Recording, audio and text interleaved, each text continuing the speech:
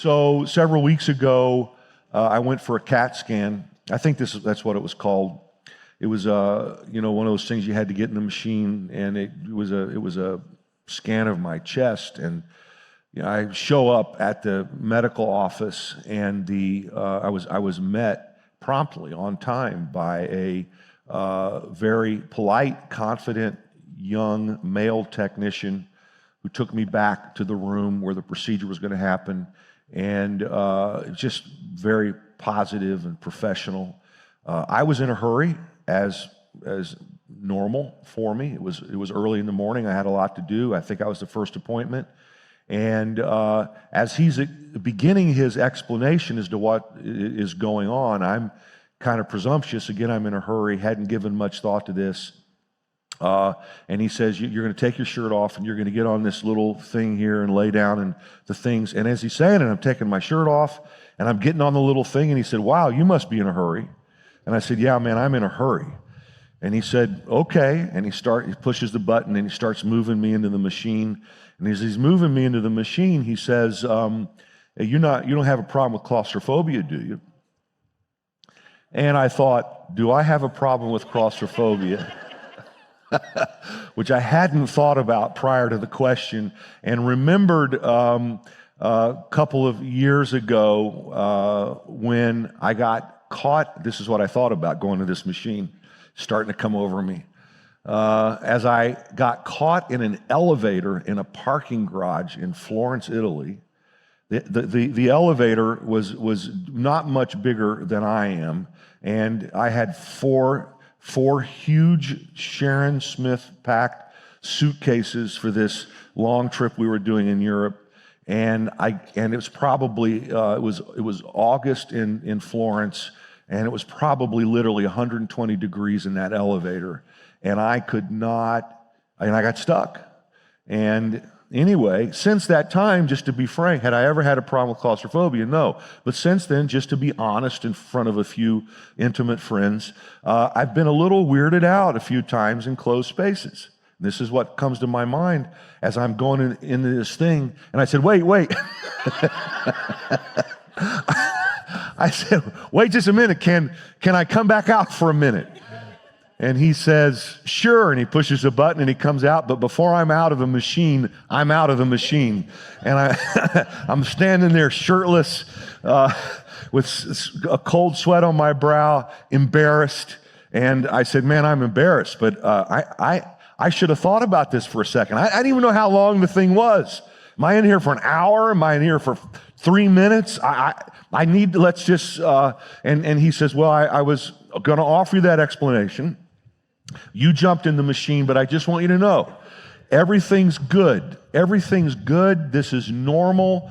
I'm not in a hurry this morning. We can take as much time as you want to work this out. And he gives me a glass of water, and I'm standing there feeling awkward. Gives me a glass of water. He walks me around the machine so I can see it. And we have get this little rapport going. And then I said, okay, man, I'm ready. Let's rock and roll. And I get in there and go in the machine, and everything is good and fine. In fact, it was kind of fun because he's now, I'd given a little thought and I was mentally prepared, and he's back in the control booth thing, talking through the microphone, and we're going back and forth, asking each other questions. As I'm leaving, I mentioned to him that I'm a pastor. I hide that from a lot of people. To a lot of people, when I'm on vacation, I'm an author, by the way. Being a pastor messes up everything with people like that. But anyway, all of a sudden people are wanting to talk about eschatology, and I'm just wanting to drink a Diet Coke and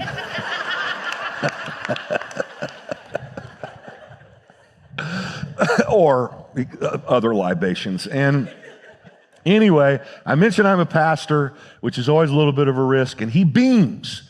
And he says, you know what, the first minute I met you, I knew you were a person of faith. And I thought, yeah, but I bet you got over that about 5 minutes later. And then he said something fascinating to me. He said, my goal is that when people meet me, they know I'm a person of faith. And I thought about it, and I said to him, you know what? I would have to say I knew you were a person of faith. I knew that you were a person of faith. When you greeted me, you demonstrated it by the way you did your job. You've been incredibly hospitable. Your calming presence turned my anxiety into peace. Your empathetic and clear communication made plain to me what I was about to experience. The excellence with which you did your work demonstrated to me that you are a person of faith. So, in recent weeks, we've been teaching about how God does His work through our work. We've talked, for instance, one of many examples, about how God can and sometimes does miraculously heal the sick, but He usually uses people who work in the various sectors of the medical profession to heal us. And on this particular day, God used a specialized technician in part of that process for me. We've talked about how that the reformer Martin Luther, all the way back in the early 16th century, whose theology has shaped the way that we think about vocation in Western civilization and beyond, talked about how this person, or someone like him, this technician, is a mask God is wearing and through whom God does His work. But key to this, and what I want to emphasize today, is that this young man identified himself as a person of faith. He was mindful that he was a person of faith in his workplace. He connected his faith to his work. And this means, in my view, that not only was he then more effective and meaningful in terms of his work towards me, but also that his work was more meaningful to him. He was mindful of the transcendent meaning of his work. He is a person of faith. And I submit to you that being intentional about being a person of faith in our work is so important to connecting our work to God's work, doing our best work, and doing work that brings us meaning. I'll say that again. Being intentional about being a person of faith in our work is important to connecting our work to God's work. We have an awareness we're doing God's work. That we're in the classroom, we are wearing God's mask, teaching those kids how to read or whatever. We have an awareness of this, and that this helps us to do our best work, and that this helps us to do work that brings us meaning. There's a passage of Scripture we've talked about a good bit over the past few weeks that Martin Luther, again the reformer, spent a lot of time talking about when it came to the subject of vocation.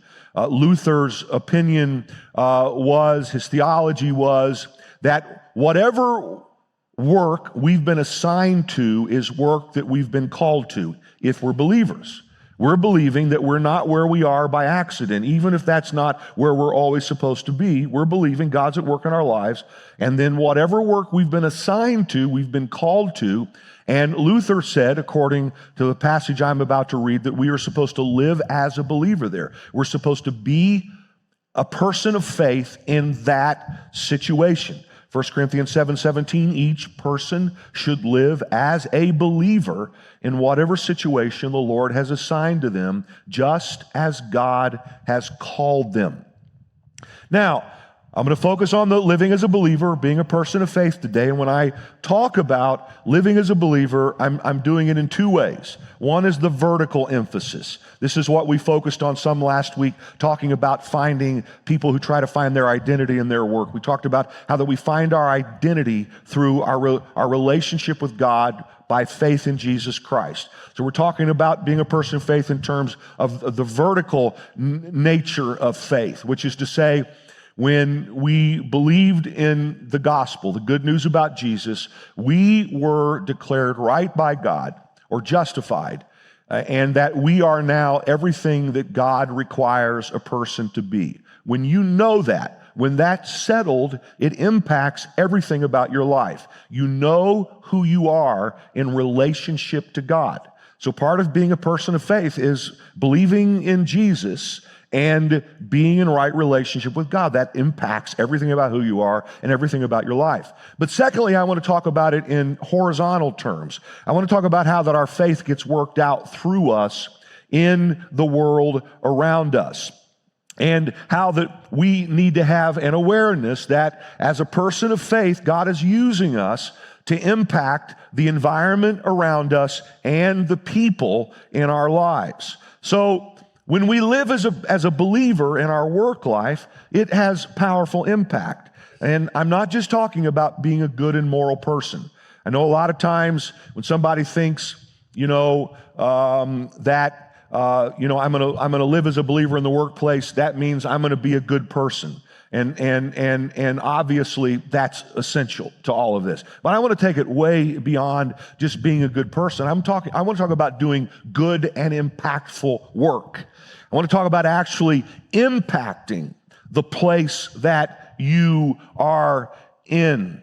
There's a great passage of Scripture that captures both of these, the being a good person and impacting the environments in which we work. 2 Thessalonians chapter 1, verse 11, has Paul saying, "We constantly pray for you, that God may make you worthy of his calling." Remember the premise here. We're saying wherever you've been assigned to work, as a believer, you believe that at least for right now, you've been called to work there. You're living as a believer there. So Paul is praying in another context. He's saying, I'm praying that God will make you worthy of your calling. In other words, live up to what God's assigned you to, and that by his power, everybody please say power. God's power is going to get involved in this now, okay? That by his power, he may bring to fruition your every desire for goodness. I want to go there and I want to be a good person. And your every deed prompted by faith. So God, by his power, is going to make you worthy of the thing you've been called to because he's going to bring to fruition your every desire for goodness. But not just that. You're not just the nice little Christian over there, being sweet. He's also, by his power, going to bring to fruition every deed prompted by your faith. So there's an assumption that in the environment you're in, you are a person of faith about the deeds, the work that you're going to do. And God's power, if we're believers, gets involved in this and brings a beyond normal, supernatural reality to the work that we do. Now, last week, and now I want to pick up where I left off last week, and knowing that a lifetime has passed since last week, I'll take just a moment to kind of remind you and me what I talked about, okay? We talked last week, and we have talked in this series about how that work is sourced in God. That the first time we learn about work is God and his creative activity in creating the world. Genesis chapter 1, Genesis chapter 2, a number of times refers to God doing his work. And work began in God. And then secondly, when he created humanity, he assigned humanity work to do. And this was part of God blessing humanity, which is to say, just to remind you, work is not a part of the curse. Work is a part of the blessing. Work was part of God's original plan. Work was something God designed. In this trimester, we're talking about human flourishing. Work is part of what God designed to flourish us. Now, however, Adam and Eve fell. So work being good is a pre-fall reality, but it also has, as everything else does, a post-fall reality. When Adam and Eve decided to do life their way instead of God's way, and they fell, and the world became broken, well, now work, even though it's a gift from God, has to be understood in this context of what's going on in a fallen world. And you see this is part of important enough for God to mention it in when he was telling Adam kind of what the consequences of the curse was for him. To Adam he said, Genesis 3:17, "Cursed is the ground because of you," the choices that he made. "Through painful toil, you will eat fruit from it all the days of your life." This wasn't what had been happening in Eden to that point, but now they're being cast into the wilderness. This is now the fallenness is now a reality. Now, the work that I've given you to do, there's going to be some painful toil to it. Through painful toil, you'll eat food from it all the days of your life. It will produce thorns and thistles for you. And by the sweat of your brow, you will eat your food until you return to the ground. So, we've learned from the teaching of Scripture and the latest research, which we've talked a lot about, that work is one of the most important things God uses to flourish us. But we also know from Scripture and from our own experience that we can expect work to have its share of painful toil, thorns and thistles, and sweaty brows. Work now happens. The glory of work, the goodness of work, the God-ordained potential of work happens in the context of fallenness. Painful toil, thorns and thistles, sweaty brows is part of the reality of work for, I think, probably all of us, every one of us. There's a certain amount of thorn and thistles to all of this. And so last week I introduced this metaphor of the rose. I see in the rose, I see the potential of something to flower and to be beautiful. I see something flourishing, but I also acknowledge the thorns. And the fact that as beautiful as the rose is, there is a duality to this. There's tremendous potential. And ultimately, when we think about a rose, we're not focused on the thorns, are we? We're focused on the beauty and the fragrance of the flower, which is where we need to get to. When you buy your wife, guys, a dozen roses for Valentine's Day, you don't go to the florist and say, hey, I want a dozen stems with thorns on them. You say, I want a dozen roses. And ultimately, this is how I have to think about this. We're going to focus on the flower. We're going to acknowledge the reality of the thorns. So last week, I introduced 2 thorns and 3 roses. And this week, I want to talk about 3 thorns and 3 roses. Last week, I promised that I would come back with part 2 of that message.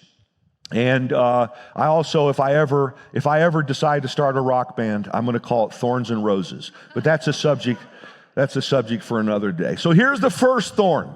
A toxic work environment. Now, I want to offer a qualifier. It's so important that you give me some grace today, as always. I always need grace when I preach, because you never say everything just right, and you never cover everything that should be covered, and it's really kind of impossible to do.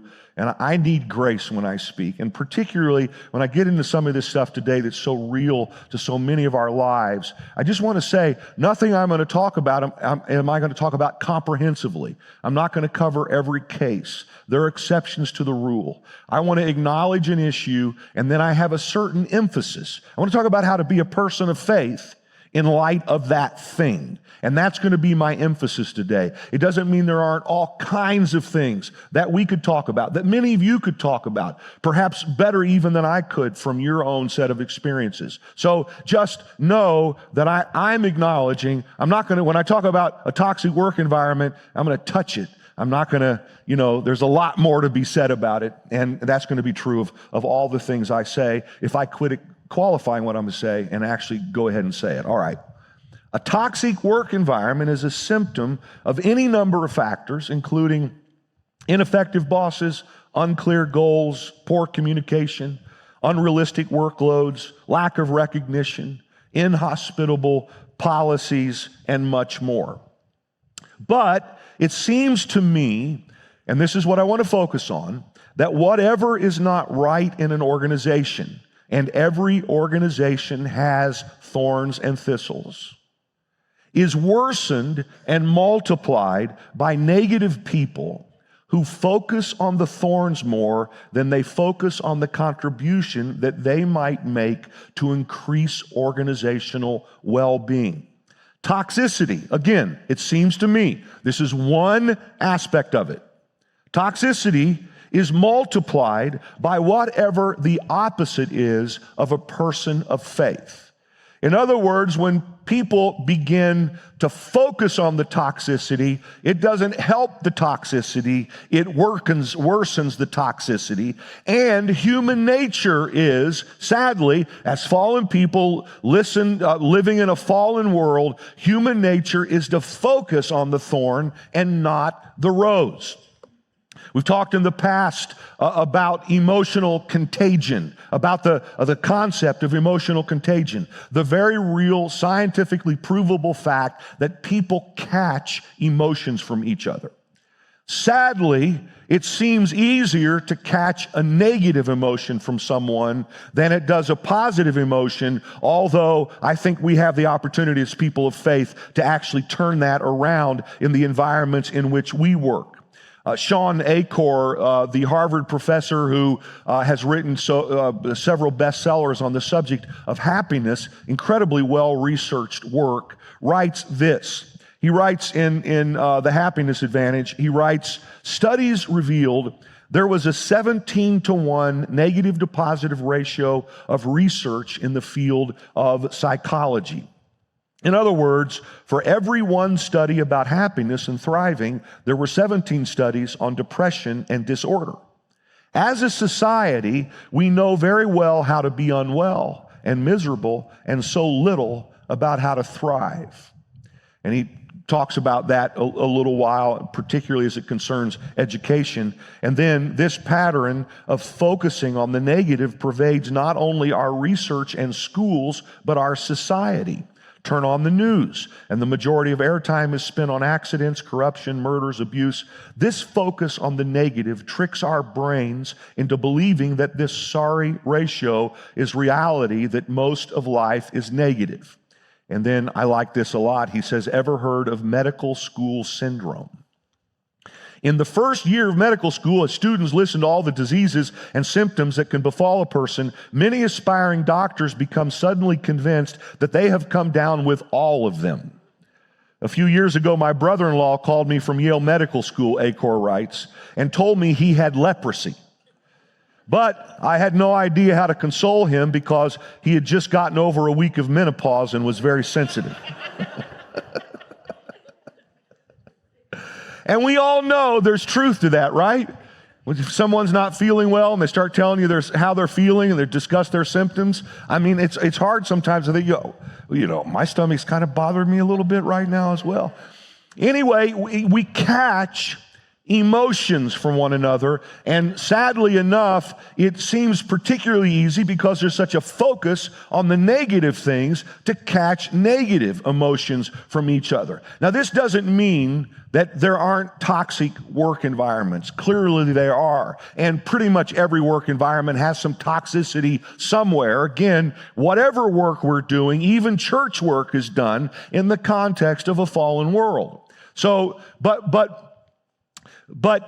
even though we acknowledge that there's toxicity in work environments, my question to you as a person of faith is, how are you going to live in that reality? Again, I acknowledge there are 100 other things we could talk about, but this is the thing that I feel led, I guess, to spiritualize it, to talk about to you today. So, yes, there's toxicity. The question is, what are you going to offer in response to it as a person of faith? Now, it may be that you're in a toxic work environment where the right thing to do is to have the courage to quit and go find another job because it is what it is. And many times that's a valid, very valid thing to do. But today what I want to suggest is that if you choose to stay, you must also choose to live as a believer in that place to which you have been called. The only choice you have is to live as a believer there. What did the Apostle Paul say? 1 Corinthians 7:17. He said, live as a believer in whatever situation you have been assigned to, because that's where you have been called to. So frankly, if I may be so bold, you as a person of faith really have no choice except to be a person of faith Wherever it is you have been assigned. This past week, Sharon and I went out for a breakfast, and we were sitting in a restaurant. Next to us, there was a round table with about 10 chairs around it, and I'm watching as clearly a team from some company is being treated to breakfast by their boss. And they're all coming in, and I'm watching them, and I overhear their conversation. Actually, I'm eavesdropping. I'm interested in organizational leadership stuff, so I'm I like watching those kind of dynamics, and I'm watching people get settled and watching how people greet each other. And part of what I saw was the boss was just really, really excited. He was excited. I heard him say, "I'm so glad, some of the team wasn't here, so we were all able to get around this table and come to a restaurant, and we aren't normally able to get out of the office." He's really happy. He's getting to buy breakfast for everybody, probably on the company Platinum American Express. And plus, he clearly had a presentation to make. I know this because he brought this gigantic, great big, oversized briefcase in with a whiteboard type easel presentation thing on it, and it was clear he was locked and loaded. He was ready to go and so excited. And somebody at the table says, "Oh man, the weather is really, really bad this morning." And in fact, it really, really was, which it really, really has been, right? It's craziness. How many of you have water in your basement this morning? A little bit. Me too. So anybody wants to help me out? Anyway, it's crazy. Anyway, so this person says, "Yeah, the weather's really bad today. It's a really bad hair day." And I thought, "Oh, I know." And then somebody else, real loudly, kind of a dominant kind of person at the table, said, "Yeah, the weather's so bad it makes you not even want to go to work."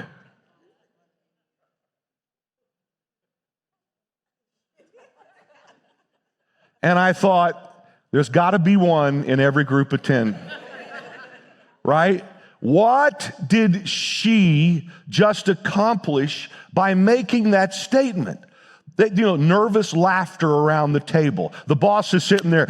Now oh yeah, it's and this, all this boss is bringing all this positivity and so excited, and this person sitting there saying, and I thought, I've too often in my work life have I had that person, all former employees, by the way, sitting at the table when you're all excited about how you're going to change the world, and there's somebody there who is creating a toxic emotional contagion. What good happened by that statement? Which causes me then to ask us, if someone had an awareness of sitting in that environment as a person of faith, would they make a statement like that? I want to suggest to you, perhaps we can. Look, let's be honest. There are all days that we may not be excited to go to work. I'm working on Spring Forward, West Orange Patrick's Day Parade Day. But I have to reframe it in a positive way, right? Like the people who are going to be there really want to be there. And so I'm pumped up and excited. And to bless you, I'm going to preach longer than usual. So just know that. Actually, not much longer. But somehow or another, the person of faith, it's not that the person of faith says Pollyannish, "Oh, the sun's shining today," because everybody can look out the window and see the sun isn't shining. It was, in fact, dreary. It was a bad hair day. I do get that point. But the person of faith is reframing things from a faith perspective. Always, guys, always reframing things from a faith perspective. So perhaps the person says, "Man, the weather really stinks today. It's a bad hair day." And the other person says, "Yeah, the weather's really nasty. It's been horrible. But what a good day for us to, we can't be outside. What a thank you, Mr. Boss, for bringing us out today. We get to have breakfast together and have a good time, and we get to do good work today." Why not frame it see, that's the kind of thing, guys, that a person of faith would do. They're not just sitting there being a nice moral person, not, stealing from the restaurant. They're impacting on the environment by speaking in ways that would indicate this is a person who knows who they are. This is a person who's at peace. This is a person of faith. This is a person who's, when they speak in ways where they even take bad news and they don't act like there's not bad news. They just reframe it in a way where it feels like good news. This is the kind of person I want to be around. This is the kind of person I want on my team. This is the kind of person I want leading my team. This is the kind of person I want to give a raise to. This is the kind of person I want to give big bonuses to. This is the kind of person I want training the new people who are coming up. What kind of people would you expect to be received that way? People of faith. So each of us have to decide whether or not to be a blesser or curser. We can radiate one or the other. The Apostle James wrote and said, the tongue is a small part of the body, but it makes great boast. With the tongue we praise our Lord and Father, and with it we curse human beings who have been made in God's likeness. Meaning we can come here on a Sunday morning and with our tongue praise Jesus, but on Monday morning in the meeting, we can curse the other human. I don't mean literally use profanity, but you know what I mean. Speak in ways that bring not blessing, but cursing to the people who are around us. But these people are made in God's likeness. That was the point James was making. Don't go to church and say, praise Jesus, praise Jesus, praise Jesus, and the next day at work be all negative and sad and down and, acting like, this is, you're just lucky I came to work today. Everybody's being quiet. I'm not offending anybody, am I? Because I'm looking at you guys, and I know, so many of you, and I know the kind of people you are. You act like people of faith in every environment of your life. And if you need a little tweaking today, and you feel a little convicted by something, if you were that person at that restaurant this week, I love you. But don't come to my meetings. Out of the same mouth come praise and cursing, my brothers and sisters. This should not be. So that's the thorn. Here's the rose. The rose, I think, is pretty obvious. The rose is you. You are the rose in this situation of toxic environments. Why?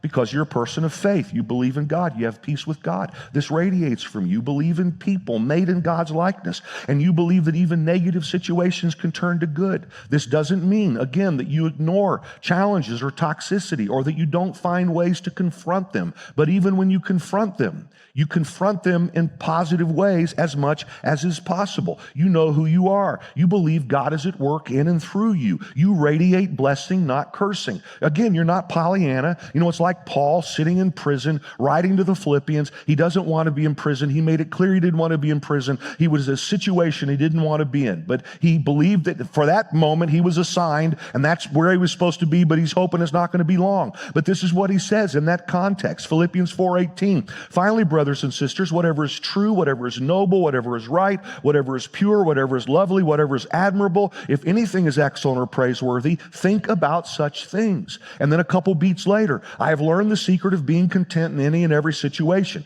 I can do all this through him who gives me strength. So if you're in a prison-like, sometimes it feels toxic kind of work environment, but you believe that's where you've been assigned and called at this point, then you've got to be the person who says, finally, brothers and sisters, I'm looking around and somehow or another, I'm going to find whatever is good here. I'm going to focus on that. I'm going to multiply that. I'm going to be a positive emotional contagion. I can be content in this situation, even though it's not ideal. How are you going to do that? I can do all things through Christ who strengthens me. God, by his power, is going to bring to fruition every desire for goodness, and he's going to help me accomplish every deed prompted by my faith. I am a person of faith. I love something Hazrat Inayat Khan said. Some people look for a beautiful place. Others make a place beautiful. And you are that kind of person. Let's talk about this thorn. Let's talk about shadowy ethics. Shadowy ethics are, of course, a step beyond toxicity or an extreme form, perhaps, of toxicity. So what if you find yourself, and I know many of you do, in a work situation where ethical boundaries are regularly crossed, where it's difficult to do good work because some of what's taking place is just not morally good. Again, one option is that can reach an extreme where the only moral choice is to leave. Let's just acknowledge that there are times when you begin by your presence to become complicit in something that's not right, and you know, having done anything you can to make a positive impact there, you know, other people's wills are engaged as well, so other people have choices to make, and you know that the thing for you to do is to leave. Again, as difficult as that can be, that's not what I want to focus on today. I just want to acknowledge that sometimes that's the right thing to do. But probably for most of us, we're where we are at because we feel assigned there, because we feel called there, because we feel like that's where we're supposed to be. So what do we do? How do we live and work in a broken world with broken human beings who lead organizations that will have some brokenness somewhere as well?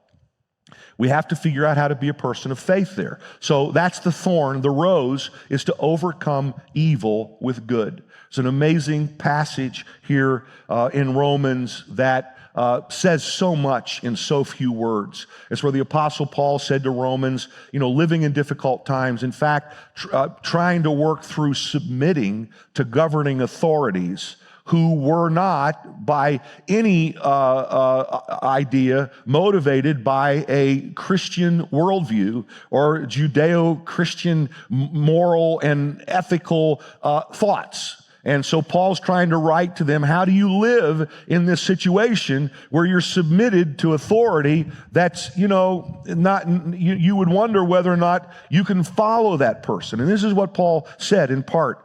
If it is possible, as far as it depends on you, live at peace with everyone. Do not take revenge, my dear friends, but leave room for God's wrath. On the contrary, if your enemy is hungry, feed him. If he is thirsty, give him something to drink. In doing this, you will heap burning coals on his head. Do not be overcome by evil, but overcome evil with good.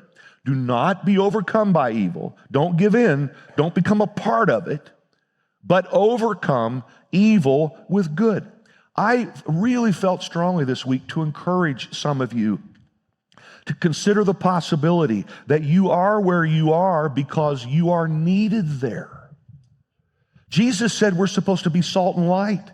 What does salt do? Well, in the time of Jesus, you guys know this, salt was used to preserve meat that would become rotten otherwise. And salt was used to flavor meat once it had been cooked, right? Why do you need salt? You need salt because something could become rotten without it. And some of us are in situations that are rotten, and the reason God put you there is because you're the one who God's put as a good force in perhaps a somewhat evil situation, and you are the influence God put there to do His work. Don't be surprised when you find yourself hanging out with people who are messed up. People are messed up. All of us are messed up a little bit. It's not like shock. It's like, okay, here I am. Why did you put me here? We're supposed to be salt. We're supposed to be salt. We're supposed to be light. Why do you need light? Why do you need light, guys? Because it's dark out there, right? And so we need Christians who have mindsets that say, I'm not going to become a part of the problem, but I do see myself being a force for good here. That doesn't mean Bible thumping, wearing a born again bumper sticker across your forehead and being, frankly, some off-putting,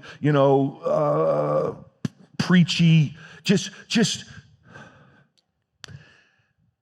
impact the environment around you with the good that you are and the good that you do. So So the fact is that we need people of faith teaching in public schools, leading on Wall Street, engaged in the political arena, making films in Hollywood, selling automobiles. I'm not saying that those arenas are evil. I'm just trying to make this point that people of faith can't all be working in churches and missional nonprofits, right? That's not the reality for the vast majority of us. I know many of you look at me and the job I have, and you say you're doing God's work, but I'm looking at you and saying you're doing God's work. You're doing God's work, oftentimes in a more difficult environment than I could possibly understand. God put you there. You are salt. You are light. You are a person of faith in a broken and fallen world. God is using you to do His work.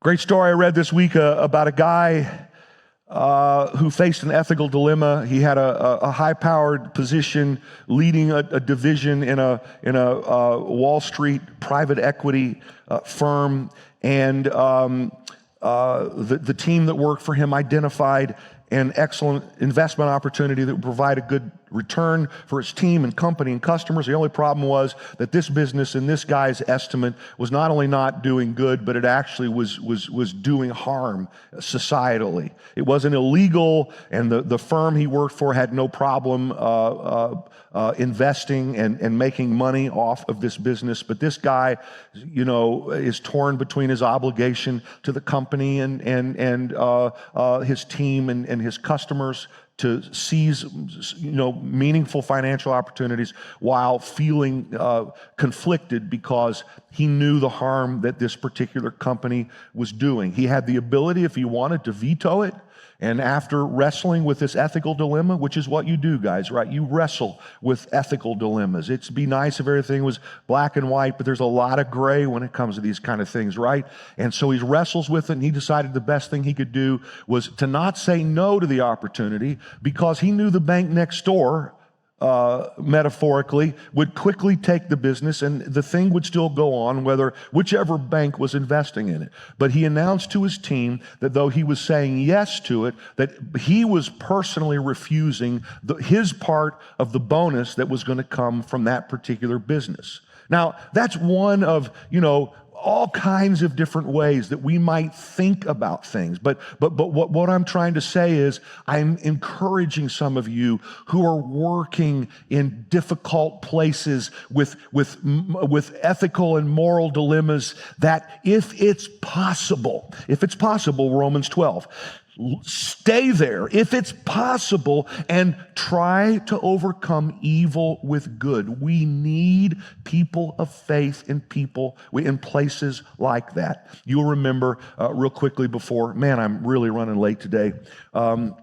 You will remember the story of Esther in the Old Testament. And Esther's a Jewish girl who by a series of questionable ethical actions becomes married to the king of Persia. And this is part of the Babylonian captivity era. And she doesn't reveal to him that she's Jewish. She's hiding her faith. And someone decides that they want to, history keeps repeating itself, they want to eradicate the Jews. And a relative of Esther came to her and said, "You're the only one who can save us." Very long story short, you're the only one that can save us, but to save us, you're going to have to come out of the closet and announce who you are, and you're going to have to make an appeal to the king. And she says, I can't walk into his presence. He hasn't asked me to, he hasn't asked me to come, and if he doesn't ask you to come, if you walk into his presence and he doesn't lower the scepter, then you're dead. To which Mordecai, the relative talking to Esther, said, Esther 4:14, "If you remain silent at this time, relief and deliverance for the Jews will arise from another place, but you and your father's family will perish.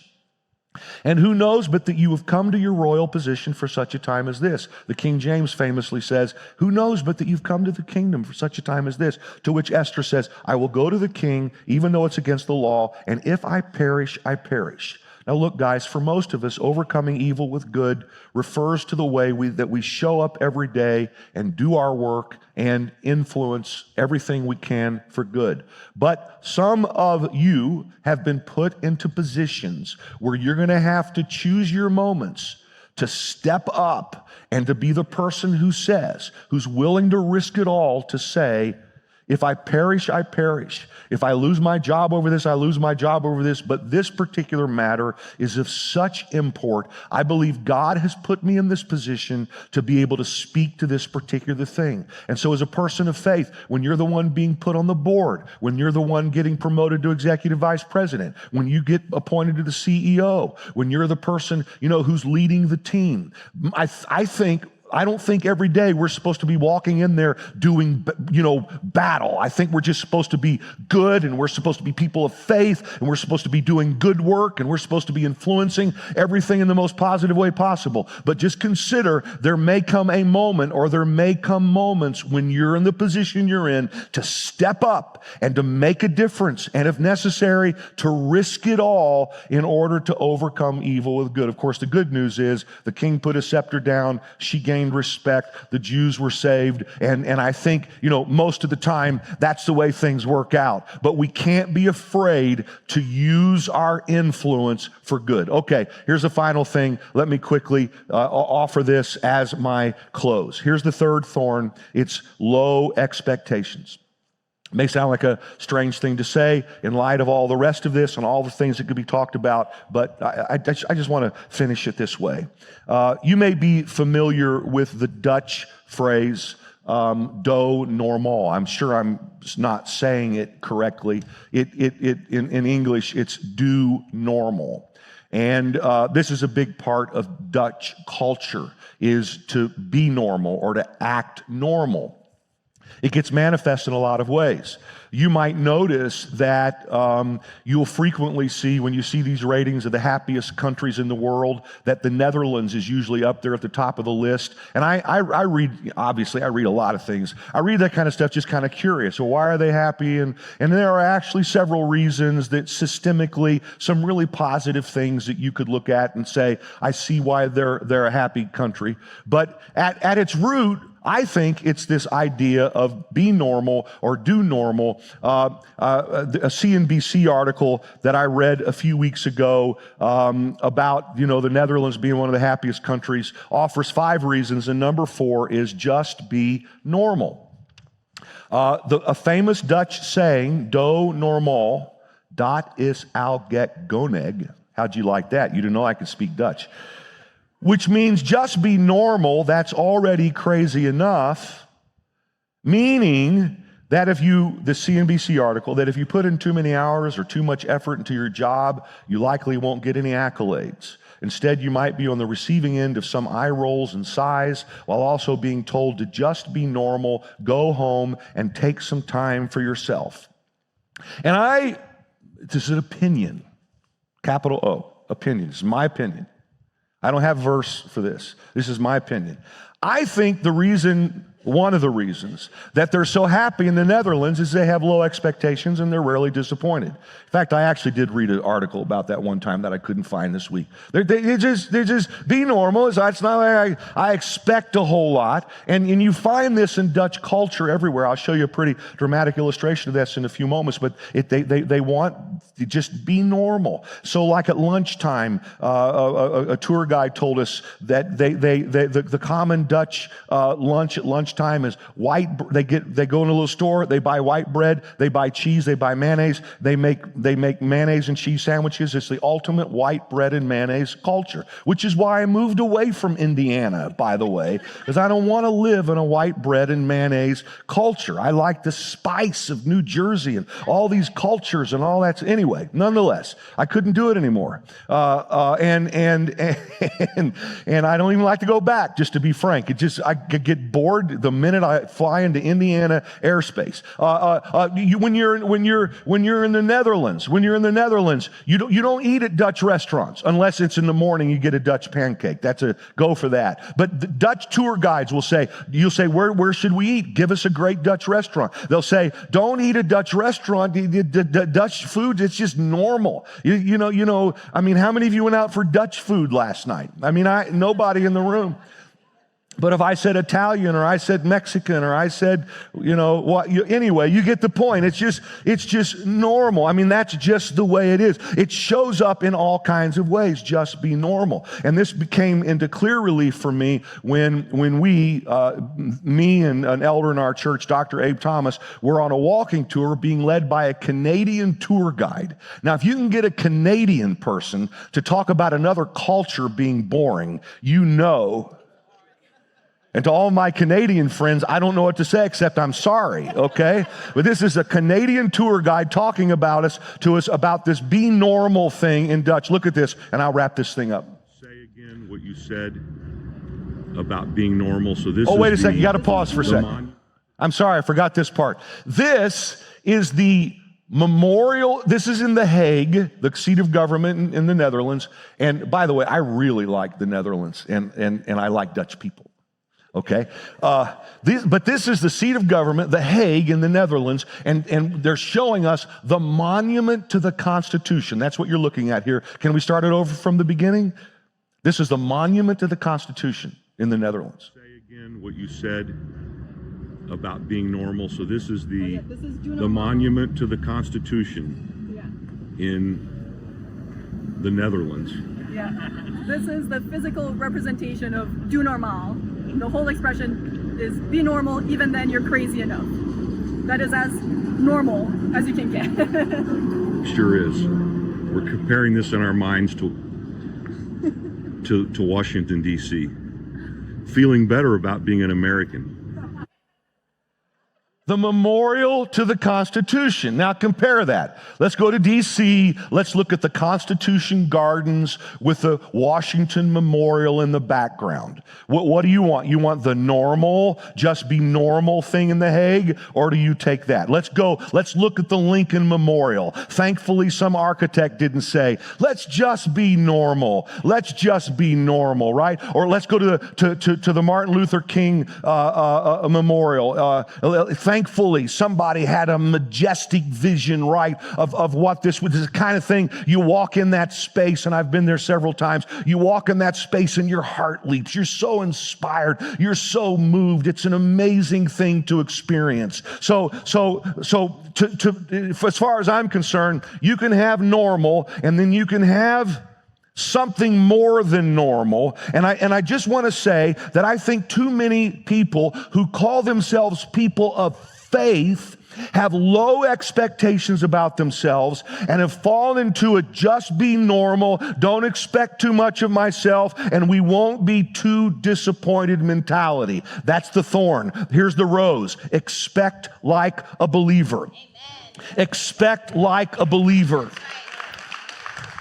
I believe that people of faith should have high expectations, particularly in the context of this discussion about our work. We should hope for and attempt great things wherever we are assigned or called. And I think too many of us have low expectations of ourselves and the impact we can make and what's possible for a person of faith. You're just thinking, listen, I want to say this kindly, but don't just think, I'm just going to go and be a nice moral person here. Of course, go and be a nice person there and a moral person, of course. But don't just think like that. Have high expectations about the way you, as a person of faith, are going to impact on that place where you work. Thank God history has been shaped by people of faith who wanted and who went after big things. A David who said, I'll take on Goliath. A Paul who said, I'm going to preach where the gospel has not been preached, without whom we wouldn't be sitting here now. Jesus who said, you know who I'm going to redeem? I'm going to redeem the whole world. This nation is formed by people who are ambitious. I mean, read the autobiographies, the biographies of the founding fathers. It's threaded full of ambition. I have some of that stuff here, but I'm out of time, or I'd read it to you. But John Adams or Abraham Lincoln, tremendously ambitious. As a 23-year-old man, an open letter to his constituents saying, I have but one ambition, and that's to be considered worthy of you thinking that I'm great in your eyes. Or look at, thank God Martin Luther King Jr. didn't say, let's just be normal. He said, I have a dream. dream. I have a dream. And I feel like I want to spark something in some of us to know that being a person of faith is about going after something. Faith wants things. Faith expects things. Faith goes after things. In the hall of fame of faith in Hebrews, the scripture says the act of faith is what distinguished our ancestors, set them above the crowd. Some of you this week are going to be called to start thinking about what an act of faith would look like in your work life that will distinguish you from the crowd. By an act of faith, Abel brought a better sacrifice to God. By an act of faith, Enoch skipped death. By faith, Noah built a ship. By an act of faith, Abraham said yes to God's call. By an act of faith, he lived in the country promised him. By faith, barren Sarah became pregnant. By faith, Abraham offered Isaac. By an act of faith, Joseph prophesied. By an act of faith, Moses' parents hid him. By faith, Moses refused the privilege of the Egyptian royal house. By an act of faith, Israel walked through the Red Sea. By faith, the Israelites marched. By an act of faith, Rahab welcomed the spies. I could go on, but I've run out of time. That's what the scripture says, not me. There are so many more. Gideon, Barak, Samson, Jephthah, David, Samuel, the prophets. Through acts of faith, they toppled kingdoms, made justice work, took the promises for themselves. They were protected from lions, fires, and sword thrusts, turned disadvantage to advantage, won battles, routed alien armies. In your work, be a person of faith.